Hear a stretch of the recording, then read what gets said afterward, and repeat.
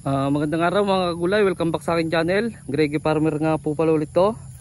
Bali, ngayong araw na to mga kagulay, mag-aabono tayo. Kung mapapansin nyo mga kagulay ay 5 days lang yung pagitan.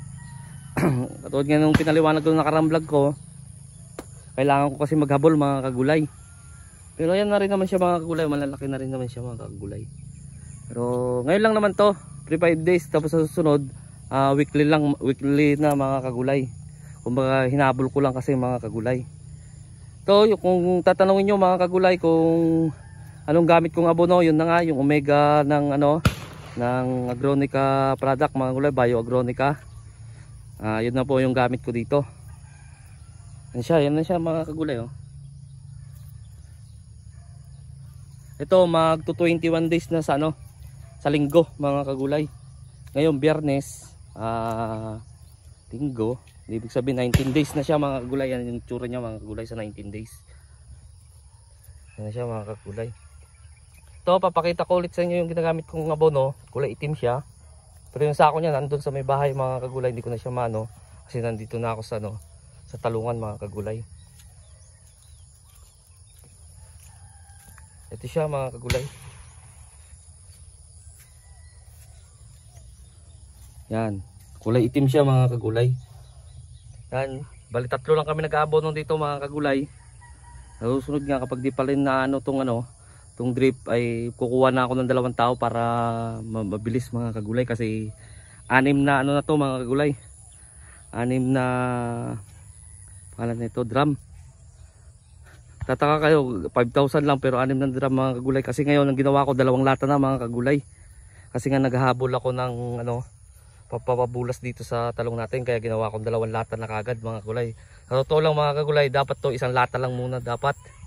Pero ginawa ko ng 2 lata na para humabol siya mga kagulay. So bali ang natimplang drum ay 5 pa lang, kulang pa to ng 1 mga kagulay. Bali nandito yung mga nahuli. Ayan. Relate pa siya dyan mga kagulay pero mga nandito yan na siya mga kagulay. Ayan. Sisimula na rin siyang sanga-sanga. Pero yung sanga sa ilalim mga kagulay ay tatanggalin ko rin yan mga kagulay kapag abot ng tamang panahon. Ayan, tatanggalin ko yan kasi magwa-wire pruning ako mga kagulay. Ayan siya. Ayan maganda na rin naman siya tingnan mga kagulay. Ayan. Ayan siya. Makikita nyo nakalabas na siya sa plastic mga kagulay. Kung nung nakaraan ay hindi pa makita sa plastic, ngayon nakalabas na siya. Ayan. Bali 1, 2, tapos pangatlo ko mga kagulay.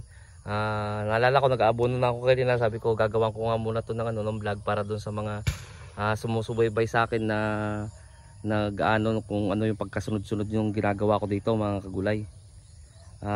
Yun nga sa lagi ko sinasabi, itong video na to hindi ko naman sinasabi sa inyo na gagayahin nyo. Okay lang na gayahin nyo mga kagulay, okay lang din naman na hindi, wala namang mawawala sa akin mga kagulay. Kung gusto nyo gayahin, okay lang. Kung ayaw nyo naman mga kagulay, okay lang din. Yun lang ang masasabi ko sa mga manonood itong vlog na to mga kagulay. Kumbaga ginagawa ko itong vlog na to para may basehan lang kayo, lalo na doon sa mga baguhan pa lang, para may basehan kayo kung anong gagawin nyo mga kagulay sa mga kapag magtatanim kayo. Sa mga gumagawa ng mga vlog, iba-iba naman kaming technique. Yung iba sabog lang, yung iba ito naman drenching. Itong ginagawa kong pag-aabono mga kagulay, drenching to. Yung mga iba naman wala ng plastic, sabog lang mga kagulay. Kasi sa experience ko mga kagulay, mas matipid tong drenching. Kaso lang mas trabaho siya, pero sa mga kagulay ay kukuha kagad nung kasi kapag drenching makukuha kagad nung halaman. Hindi katulad sa sa sabog, hintayin pa na magpatubig bago manulit makain ng halaman. Ito diretso na talaga sa halaman mga kagulay.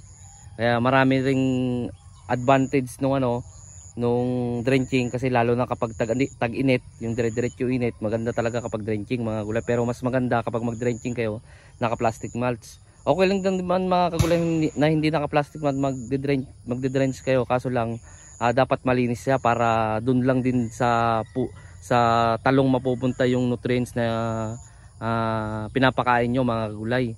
Kasi may nagtatanong sa akin na ganoon nga, na pwede daw mag-drench kapag walang plastic mal. Okay naman yun, basta malinis mga kagulay, palibot no, mga 2 dangkal siguro simula sa puno ay malinis, para kapag pag abono nyo ng drench ay talagang doon lang sa talong mapupunta. Katulad nito mga kagulay, sobrang init dito sa amin. Ito rin yung advantage ng may plastic mulch. Kumbaga kapag nabasa na yan talaga yung plat na yan, tapos uminit ng dire-diretso, hindi siya basta-basta matutuyo yung yung lupa doon sa natabunan ng kasi lang yon, kumbaga yung pawis nung plastic mulch ay pupunta lang din sa lupa mga gulay. Marami yan, maraming advantage yan. Yung plastic mulch na yan, lalo na ngayon tag-init, halimbawa merong mga white flies, halimbawa lang naman mga gulay, masisilaw sila kasi ang white flies mga gulay, karamihan naman na mga insekto ay nasa ilalim ng dahon mga kagulay. Nandito yan sa ilalim ng dahon. Kaya siyempre kapag naka-plastic mulch kayo mga kagulay, siyempre yung ng araw, lalo tag-init, dyan dumatake yung mga white flies, masisilaw siya mga kagulay. Hindi naman siya mamamatay yung insekto, kumbaga tutulong yun na para hindi siya maglagi dito sa sa ilalim ng dahon natin mga kagulay. Kumbaga aalis siya. Ulitin ko mga kagulay, hindi siya nakakapatay ha. Kumbaga tutulungan lang, kumbaga makakatulong lang siyang magbugaw ng mga insekto, kung ano man insekto dyan mga kagulay. Siyempre kapag mainit, magre-reflect yung init dito, tapos tama doon mga kagulay ay aalis yun. Tapos sasabayan nyo na rin ng spray. Siyempre mas madaling mag-control ng ng mga insekto.